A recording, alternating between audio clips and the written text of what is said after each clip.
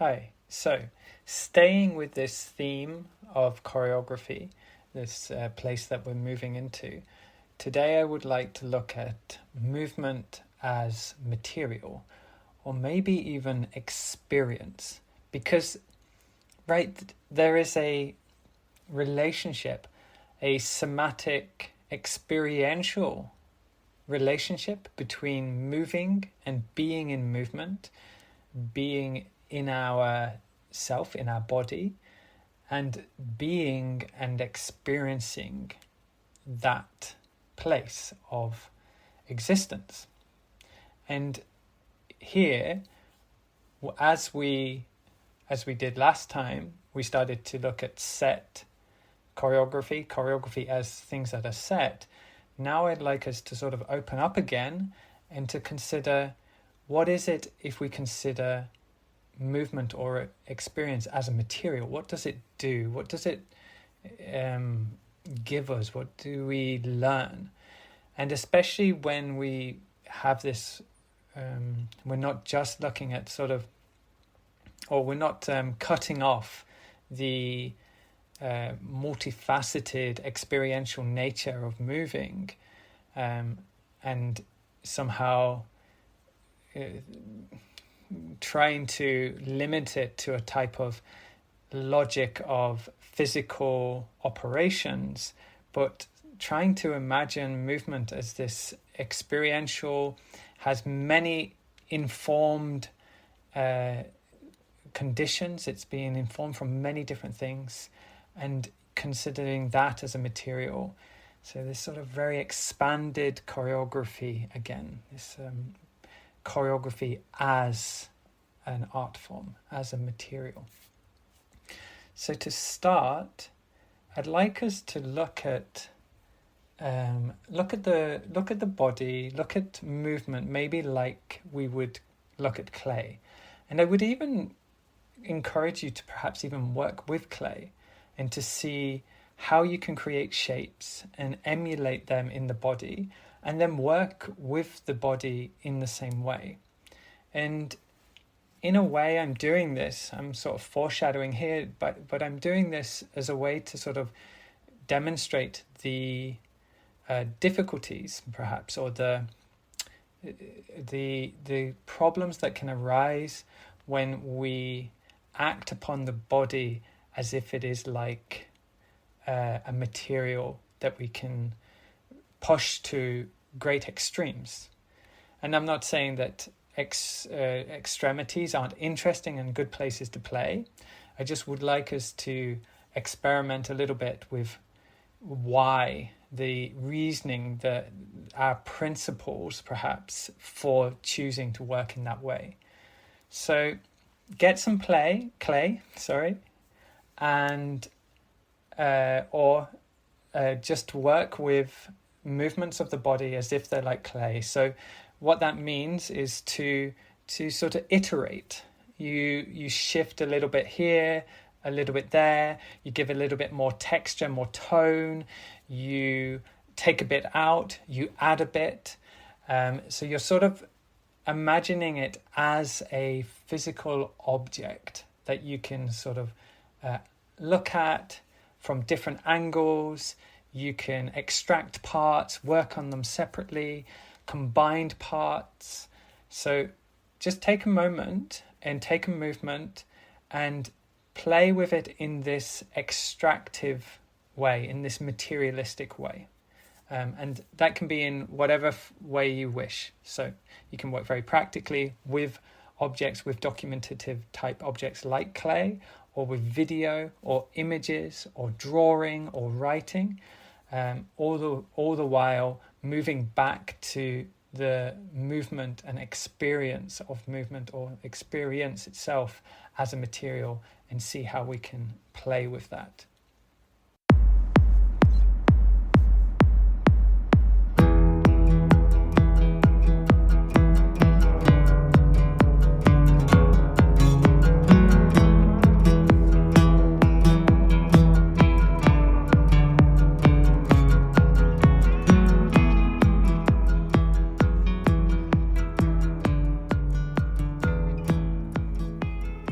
Okay, great. So we have managed to mold and alter and play and discover different ways of using movement as a material, as a thing like clay. Now, I'd like us to let's what are the great things with working in this way? Maybe even if you manage to work with clay, is sort of abstracting ourselves from ourself. So what can happen, I find, when I'm choreographing on myself, I get hyper focused on my image, because we are working with ourselves. We're working with our how we want to present ourselves, and this can be quite a torturous situation. There's great examples of standing in front of mirrors in dance studios and feeling exposed, because there is something very exposing about working with the body as a material. And I think choreographically, one of the tricks is to somehow distract ourselves from focusing on the visual identity of ourselves, and trying to not see what we're choreographing, not see the dance as a representation of who we are, as something that we have to identify with 100%. And using materials, in fact, using movement and experience as a material lends itself to us to start to transcend this identity representation sort of trap that I find myself I can be in, and allows me to work on it as just a material amongst many, and something that I can play with, and that doesn't have to represent me entirely. It can just be a part of me as I transition and practice and continue dancing and continue learning and continue growing.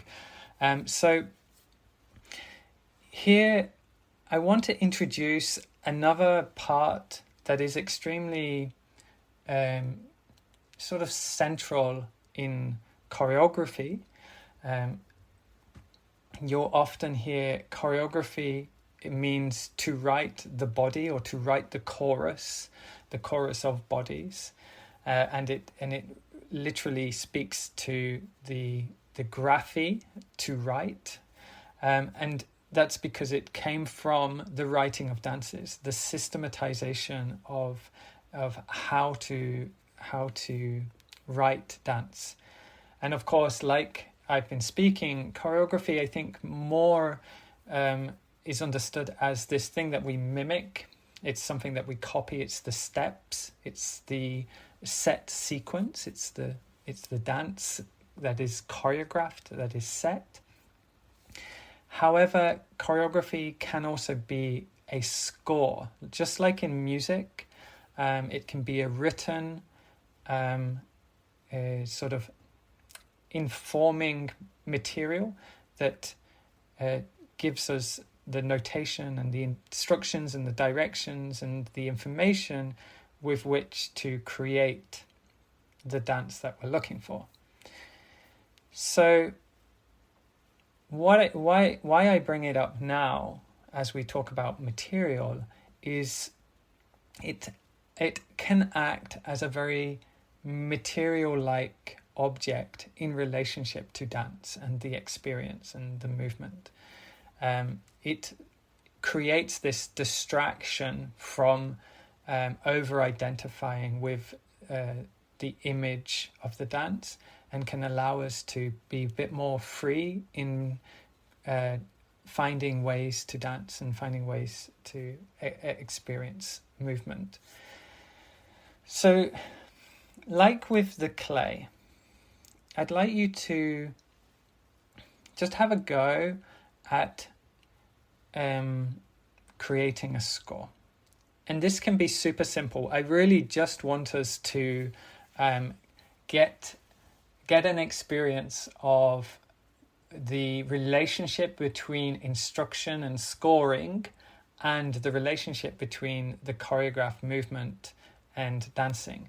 Now, just a quick parenthesis, a lot of what we've been doing, prompts and so on, you could consider these as scores which provide you a prompt through which to explore or improvise around a thing. And scores are often related to improvisation. However, scores also, as I just described, have a great, strong history in choreographing. And I think the relationship is sort of there's no real consensus or way of saying that this is more improvisation and this is more set. We feel it when it is more improvised and more set. Scores can be there when it's improvised, and sometimes it doesn't have to be there, but you could argue that other things are scoring that moment, like the situation and the context and everything.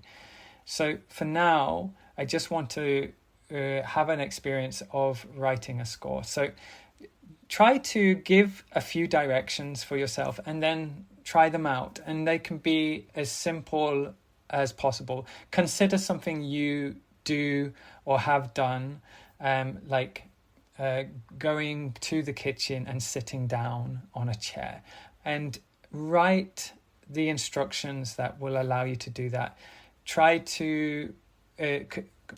writing a very detailed score for you to follow, with lots of things to remember, and then try to perform it as accurately as possible and remember all the little details like a head shift or how the weight moves, and articulate them all in writing. And then also try to simplify and give as simple a score as possible, which can allow for greater autonomy maybe, but also maybe greater intention with the performing of the score, and see the difference between the two.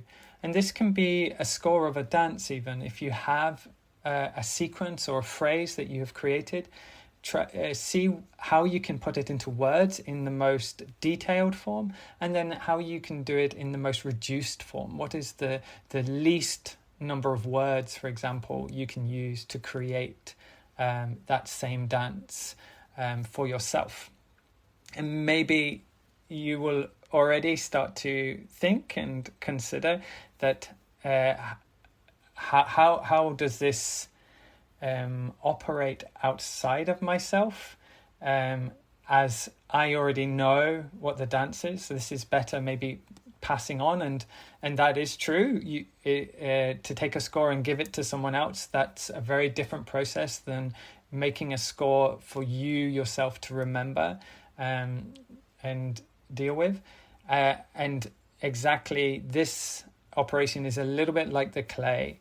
We are using the score as something we can change, we can alter, we can add to, we can focus in on certain parts, we can discard parts, we can collect the waste products of our score and just use them.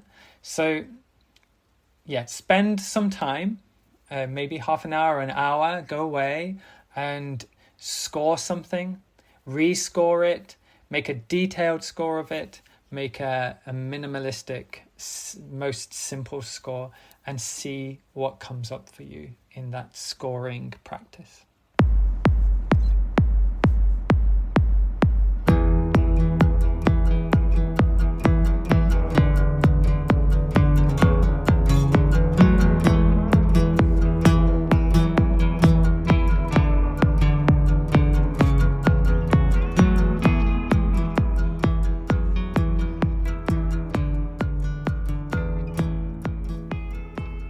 Okay, great. Hopefully we are creating some material. We are sort of collecting these different moments and ways, methods through which to articulate the materiality the material that we're working with when we dance and when we choreograph. Now, I'd like to just pay a little bit of attention towards the relationship between the different things we mark out as material, right? So between the different words, the different maybe positions that we've choreographed, that we've set in our set choreography, and consider, could also the material be the relationship between those things, the gaps between those two movements, how we get from one place to another, how we get from one word in our prompt to the next word, or from one prompt to another prompt. Just a small reflection there. And maybe to encourage or to provoke the question now of, what if we accept material is what comes most easily, right? What material would that be if it is the material that is most readily available to us? Something that we can accept and trust, because it is the thing that is most available, so to speak. And I would like to take this moment to just take a moment to sort of go with more material and allow the most readily available experience and dance to be the one that it provides, right? So this, you could find yourself standing still, sitting still, not doing much at all. You could find yourself running without thinking. You could find yourself falling, jumping, spinning, as long as you stay safe. But allow whatever is easiest and most readily available. And I encourage you to use a material. Use something external to yourself as a way to lead this dance. And we can move a bit away from the score, unless you have a score that you know, or a piece of text or some words or a prompt that you want to use, which you feel will allow you to accept what comes easy. But perhaps try using a piece of fabric, right? Some cloth maybe that sort of can move you around, or a ball that you follow and catch and allow it to provide the dance, the choreography, the experience that is most easily available. Or maybe you take cues for directions from something outside, like a moving tree or something. But go with what materials can lead you and lead you in a way which is most accessible for you. Yeah. And just accept what comes easily. Let's try that.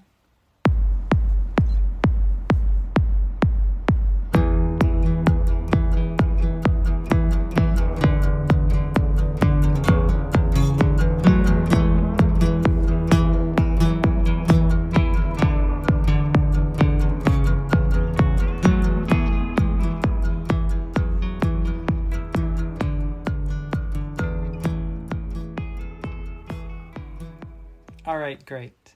Now we're really getting in the weeds of the potential of choreography to help us understand our dance, how we understand our dance, and how we wish to practice and play and continue with our dance.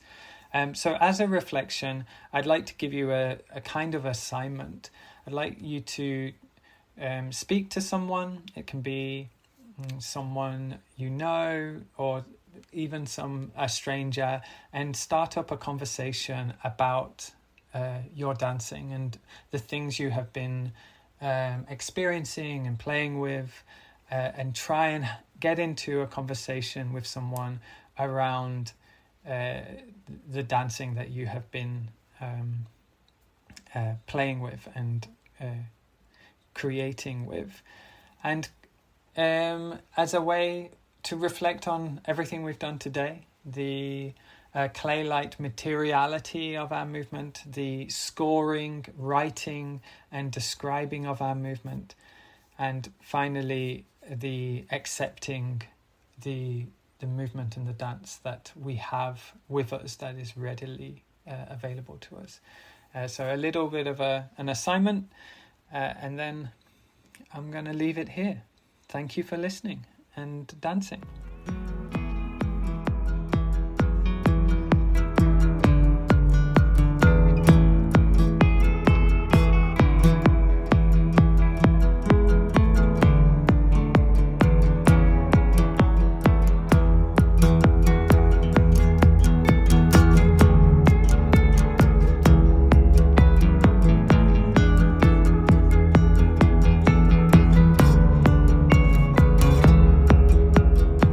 Hi, thanks for listening. If you can support the podcast, please go to paypal.me/dancepeter. I'm just looking for a little bit of funding to help support the cost of the hosting. I hope you enjoyed the episode. Thank you so much.